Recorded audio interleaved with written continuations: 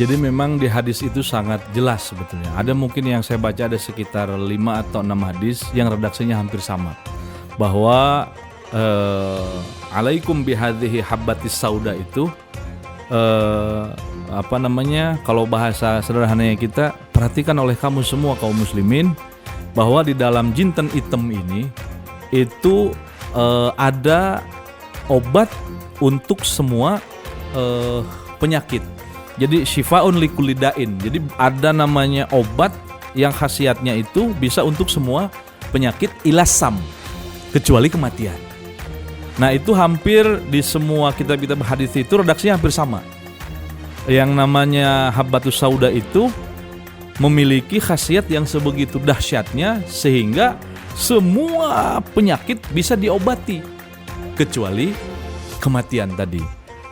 Nah, kalau kemudian kemarin ketika saya membuka, ada salah satu kitab yang saya buka, kitab Tibun Nabawi itu karangan dari Syekh Ibnul Qayyim Al-Jauzi. Jadi tadinya saya tidak menyangka bahwa beliau seorang ulama, ternyata juga beliau seorang medisian ternyata. Dan kitabnya ada Tibun Nabawi itu. Di situ dikatakan dengan redaksi hadis yang sama yang menjadi landasan pijakan beliau.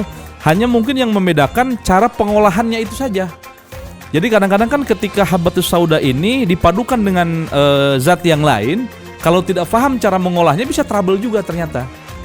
Jadi yang dimaknai dalam hadis Nabi itu bahwa jintan hitam mengandung khasiat untuk menyembuhkan segala penyakit dengan catatan mengerti cara mengolahnya, mengerti cara meramunya, mengerti bagaimana cara memadukan antara zat yang lain dengan jintan hitam ini. Kayak misalnya contoh ketika di bulan puasa misalnya, jintan hitam itu kan memiliki khasiat salah satunya adalah untuk mengurangi dahaga ternyata ketika kita konsumsi di saat sahur. Bukan hanya kurma, tapi jintan hitam. Lalu bagaimana cara mengolahnya? Kalau misalnya seperti saya pribadi, itu satu sendok makan madu, jintan hitamnya saya kunyah. Sedikit saya kunyah, jadi secara alamiah itu kita makan langsung, tidak diolah pakai yang lain. Kemudian campur dengan madu, itu ternyata dari sahur sampai ke sore itu tidak terlampau haus begitu.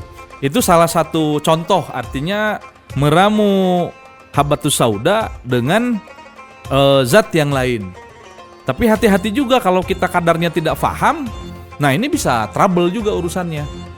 Tapi kesimpulan saya pada akhirnya semua jenis obat-obatan yang itu ada campuran habbatus saudahnya, maka insya Allah itu bisa menjadi terapi untuk semua jenis penyakit.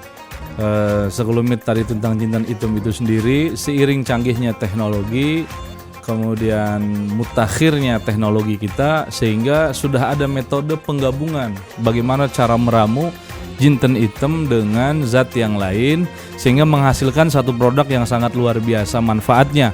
Nah, yang saat ini ada di hadapan saya ini adalah salah satu contohnya adalah Bio7 ini. Dan saya pribadi sudah mengkonsumsi ini dan khasiatnya sangat luar biasa, terutama untuk daya tahan tubuh serta pemulihan pasca sakit. Dan alhamdulillah insyaallah ini manfaat baik untuk kita semua dan halal tentunya ya. Halal dan juga thayyib. Wallahu a'lam bishawab. Dari Bio7, jamu tetesnya orang Indonesia.